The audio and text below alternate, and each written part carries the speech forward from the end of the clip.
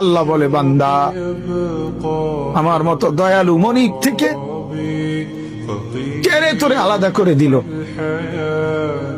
মা গাররাকা, আরে বান্দা, আমার থেকে কেন আলাদা হলি? আমি কি অপরাধ করেছি?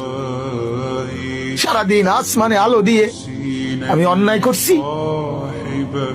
আজ আবার রাতের বেলা ঘুমের পরিবেশের জন্য অন্ধকার করে দিয়ে আমি অপরাধ করছি।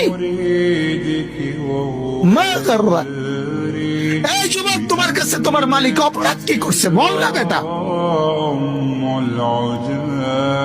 বল, কেন সাজদা করলি না ভাইয়া? আল্লাহ তোমার কাছে কি অন্যায়টা করছে? কি অন্যায়, কি না দিছে মালিক? মা গাররাকা বিরব্বিকাল কারীম,